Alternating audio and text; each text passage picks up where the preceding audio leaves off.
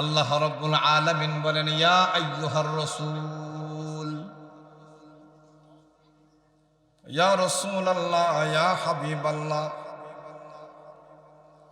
বাল্লিগ, আপনি পৌঁছায় দেন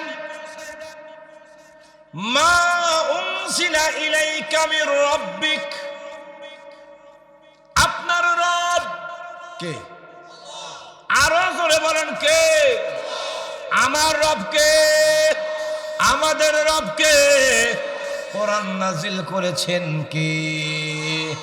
আল্লাহ বলে মা উনজিলা ইলাইকা মির রাব্বিক, আপনার রব, আপনার প্রতিপালক, আপনার আল্লাহ যা আপনার উপরে নাজিল করেছি, আপনি মানুষের মাঝে এটা পৌঁছায়া দেন।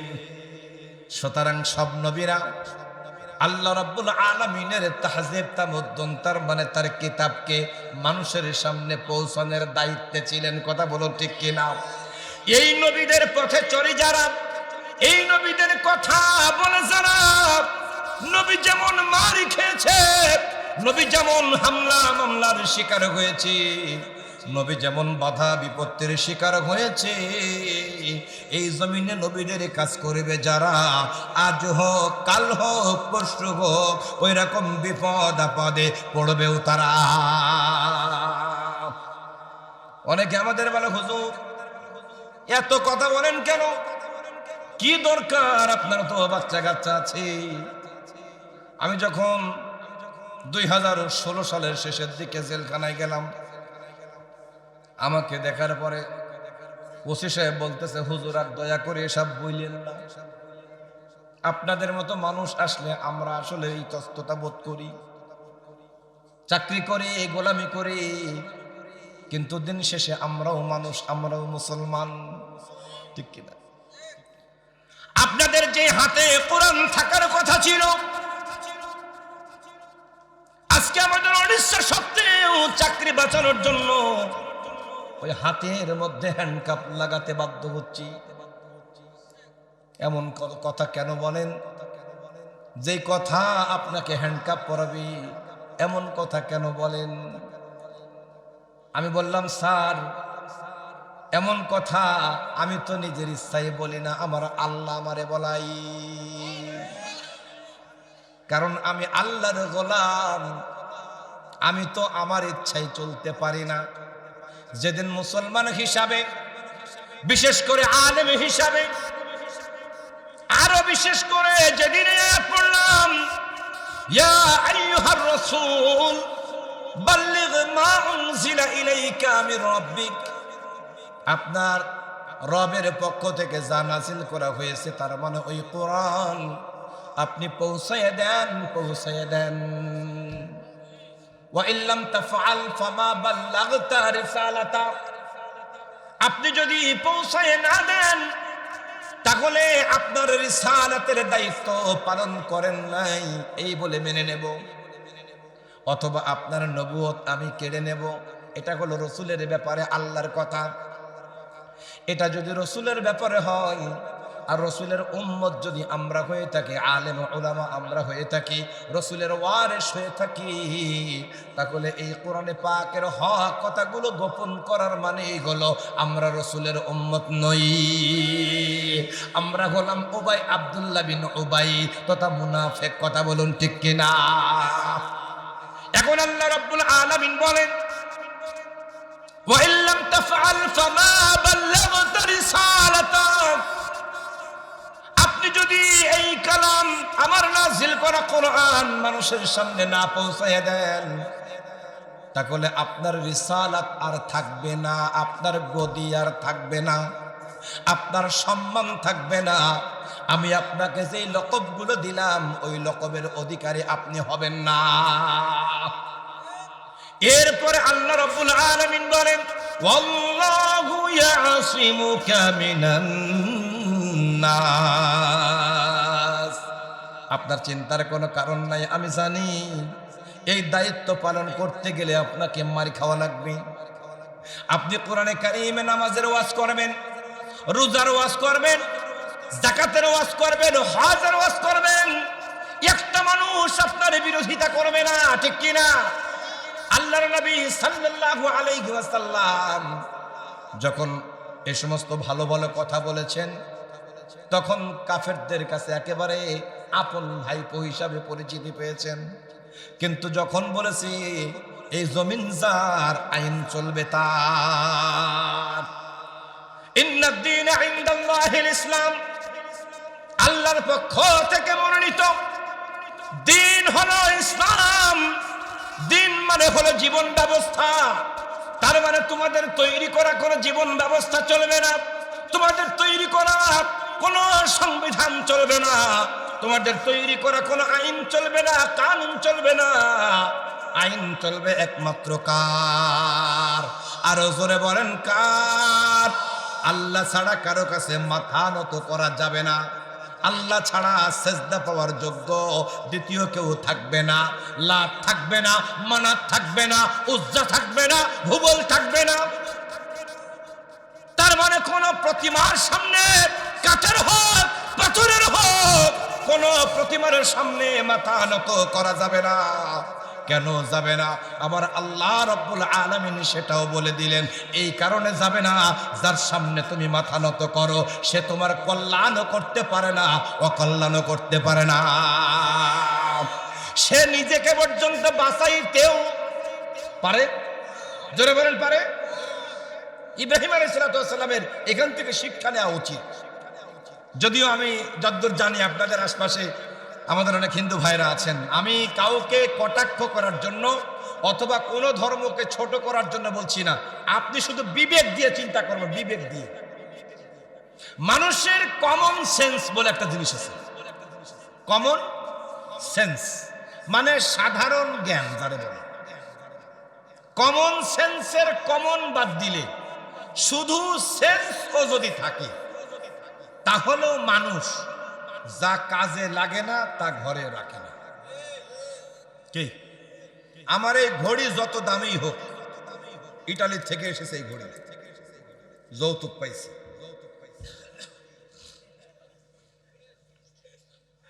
না বুড়ো বয়সে গিফট করেছে, গিফট। এখন এ কিন্তু স্বাভাবিকভাবে একটা দামি ঘড়ি। বলেন তো যদি টাইম না দেই, হ্যাঁ, এ কে আর জায়গা থাকবে? হ্যাঁ, কোথায় যাবে? ওই কাঁচা বাদাম ওখানেই যাবে। তাহলে একটা ঘড়ি যদি তার কার্যক্ষমতা হারায় ফেলে, যেই মোবাইল মানুষ কথা বলার জন্য হাজার হাজার টাকা দিয়ে কেনে, সেই মোবাইলও যদি তার কার্যক্ষমতা হারায় ফেলে, তাহলে এই মোবাইলটা আর কোনো কাজে লাগে না। এই মোবাইলটা তখন মানুষ ফেলে দেয়। কথা বলুন ঠিক কিনা? আল্লাহর নবী, বিশ্ব নবী এই একই কথা বলেছেন,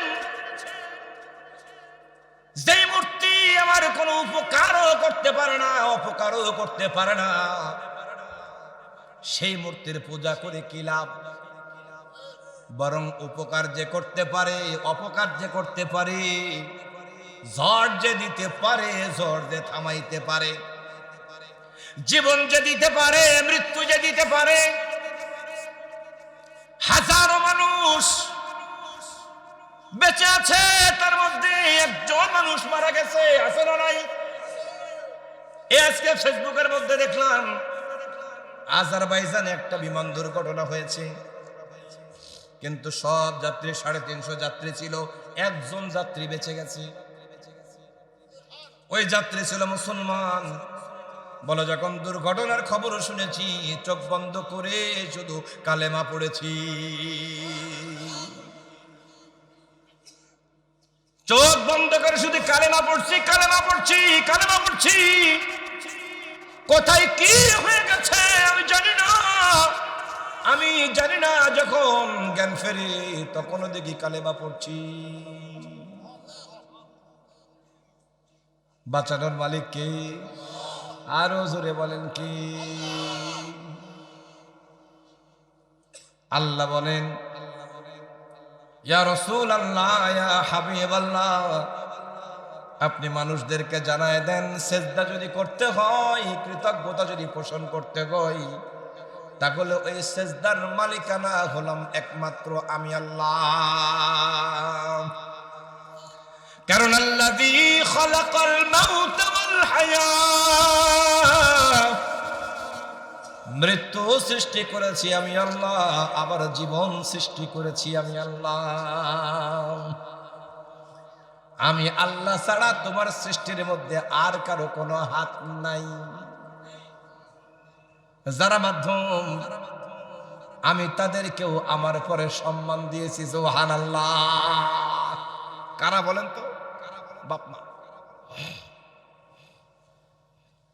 এখন আল্লাহ রাব্বুল আলামিনকে সিজদা করতে হবে, আল্লাহর বিধান মানতে হবে। আল্লাহ ভিন্ন কারো ইবাদত করা যাবে না, গোলামি করা যাবে না, দাসত্ব করা যাবে না, কারো সামনে মাথা নত করা যাবে না। কারণ যার সামনে করো তার কোনো ক্ষমতা নেই, সকল ক্ষমতার মালিক কে? আরো জোরে বলেন কে? আল্লাহ ছাড়া কোনো প্রতিমা ক্ষমতার অধিকারী হতে পারে না। কোন পীর সাহেব মরা হোক আর জেতা হোক কোনো ক্ষমতা রাখতে পারে না। কথা বলুন ঠিক কিনা? এই যে অনেকে মাজারে গিয়ে সেজদা করে, মাজারে গিয়ে তুমি কেন সেজদা করো? ওই ব্যক্তির যদি কোনো ক্ষমতা থাকে তাহলে সে তো মরে পড়ে থাকতে পারে না, ঠিক কিনা? ওর যদি ক্ষমতায় থাকতো তাহলে উঠে আসতো। সে তো উঠতেও পারে না, নড়তেও পারে না, তুমি কিছু চাইলেও সে দিতে পারে না। দেয় কে? আরো জোরে বলেন কে? আমার আল্লাহ ছাড়া কেউ দেয় না। এই কথা রাসূল বলেছেন। এই জন্য আবু জেহেল, উতবা, সাইবা, আবু লাহাবের শত্রুতে পরিণত হয়েছে। এক আল্লাহর কথা বলবে যারা, এই কোরআনে কারীমের কথা বলবে যারা, এই জমিনের মধ্যে আল্লাহর সার্বভৌমত্বের কথা বলবে যারা, কাফের বেঈমান আবু জেহেলের বংশধর যারা, তাদের শত্রু হবে তারা। এটা আমার আল্লাহ জানে নাকি জানে না? এই জন্য বলে রাসূল, চিন্তার কোনো কারণ নাই, টেনশনের কোনো কারণ নাই। আল্লাহু ইয়াসিমুকা মিনান নাস। যেই মানুষেরা আপনার বিরোধিতা করবে, যেই মানুষেরা আপনার শত্রুতা করবে, যেই মানুষেরা আপনাকে দেশ ছেড়ে বের করে দেবে, ওই মানুষের হাত থেকে বাঁচাবে আপনার আল্লাহ। এবার বলেন, আবু জেহেল কি জমিনের মধ্যে আছে? ফেরাউন আছে, নমরুদ আছে, ওদের নাম নিশানা আছে, কিন্তু ভদ্রতার সাথে, নম্রতার সাথে, সম্মানের সাথে নাই। আজ মুসা আছে, ইব্রাহিম আছে, মুহাম্মদ সাল্লাল্লাহু আলাইহি ওয়াসাল্লাম আছে, কিন্তু তাদের নামে সম্মান আছে না? না। এখনো পর্যন্ত বদরের প্রান্তরে যেসব মুসলমান হাজী সাহেবরা যায়, জুতো খুলে যে কোন কায়দায় মারে, মানে গায়ে যত শক্তি আছে তত শক্তি দিয়ে আবু জেহেলের কবরে জুতো। চিন্তা করেছে? এই জন্য আবু জেহেলের চরিত্রে চরিত্রবান যারা হবা, জুতো ছাড়া তোমাদের কপালে আর কিছু জন্য। কথা বলেন ঠিক কিনা? তো আল্লাহ তাআলা যেহেতু আমাদেরকে হেফাজত করার ওয়াদা করেছেন, কি করেছেন? আমরা হেফাজত হই নাই? কথা কোন? আচ্ছা, এত জুলুম, নির্যাতন, এত হামলা মামলা, শহীদ করা হয়েছে, আমরা কি পালাইছি? কথা কয় না। আমাদেরকে অনেকে বলে তুড়ি তো শেষ করে দিই না। 17 বছর শুধু তুড়ি দেয় নাই, হামান দিয়ে পিষেছে। কথা ঠিক কিনা? 17 বছর আমাদেরকে হামান দিয়ে পিষেছে। আল্লাহর কুদরতে আমাদের কিচ্ছু হয় না, বরং যত পিষেছে তত বেড়েছে, যত পিষেছে তত বেড়েছে। এজন্য আমরা বলি না, এক সাইদি জেলখানায়, 1000 সাইদি বাইরে। ঠেকাইতে পারিস না? পারবা না। নিষিদ্ধ জিনিসের উপরে মানুষের আকর্ষণ বেশি। মিজানুর রহমান আজহারীকে দেশ থেকে তাড়াই দিছিলা, ঠিক কিনা? সিস্টেমে বের করে দিছিলা। আজকে মিজানুর রহমান আজহারের মাহফিলে আসতে পেরে মানুষ নিজেকে ধন্য মনে করে। বোঝো বেটা? আর তুমি চলে গেলে মানুষ কয় আলহামদুলিল্লাহ, শয়তানটা পালাইছে। বোঝো না? এখন যে কথা বলছিলাম ভাই, আমি আপনাদের সামনে 2টা আয়াতে কারিমা তেলাওয়াত করেছি। সময় প্রায় শেষ আমার। আমি 11টা পর্যন্ত কথা বলি, এর বাইরে কথা বলি না। এখন আপনারা লোক নিয়ে আসেন অনেকগুলা, এর জন্য দায়িত্ব আর আমি না। কথা বোঝেন নাই? না, আমার উঠানোর কথা 9টা থেকে সর্বোচ্চ 9:30 9:30, তাইলে মোটামুটি 1.5 ঘন্টা আলোচনা করা যেত। কিন্তু আপনারা উঠাইছেন আমার কয়টায়? এর জন্য দায়ী আমি। তো আমি আপনাদের সামনে যে 2টা আয়াতে কারিমা তেলাওয়াত করেছি, এটা মানুষের জন্য অতীব জরুরি, প্রয়োজন। কথা বুঝতে পেরেছেন? আচ্ছা বলেন তো, এই দুনিয়া থেকে আপনি দ্রুত যেতে চান না একটু দেরি করে যেতে চান? সবাই চায়। কথা ঠিক কিনা? মানুষকে মরতে চাই, কিন্তু মৃত্যু হক। মৃত্যু হক, কিন্তু এই হকটাকে কেউ মেনে নিতে চায় না। চায় না, পারে না। না পারে, ঠেকাতে পারে কেউ, কিন্তু কেউ চায় না। আবেগে মানুষ চায় অনেক কিছু, কিন্তু আবেগের সাথে তো বাস্তবতার মিল হয় না। এখন যদি আপনারা কেউ এই দুনিয়া থেকে অতি দ্রুত বিদায় নিতে না চান, যারা না চান, আমি তাদের উদ্দেশ্যে আজকে এই আয়াত তেলাওয়াত করেছি। তারা অন্তত এই কাজগুলো করবেন না। কোন কাজ? আসেন শুনি। আল্লাহ রাব্বুল আলামিন সূরা তাহার 124 এবং 25 নম্বর আয়াতে বলেছেন, ওয়ামান আ'রাদা আন যিকরি। জিকির মানে হলো আল্লাহর স্মরণ, ঠিক কিনা বলেন? এই আয়াতে কারিমার মধ্যে আল্লাহ রাব্বুল আলামিন বলেন জিকির শব্দের অর্থ হলো কোরআন। এই আয়াতের মধ্যে ডাইরেক্ট জিকির দ্বারা যা বুঝিয়েছেন সেটা হলো কোরআন। অন্য জায়গায় জিকির মানেও আল্লাহ বলেছেন কোরআন। ইন্না নাহনু নাযালনা যিকরা ওয়া ইন্না লাহু লাহাফিজুন। আল্লাহ রাব্বুল আলামিন বলেন কোরআন নাযিল করেছি আমি আল্লাহ। এই কোরআন সংরক্ষণের দায়িত্ব নিয়েছি আমি আল্লাহ। আচ্ছা বলেন তো আল্লাহ কেন নিয়েছেন? কারণ জানে এই কোরআন কখনো মানুষ আস্ত রাখবে না।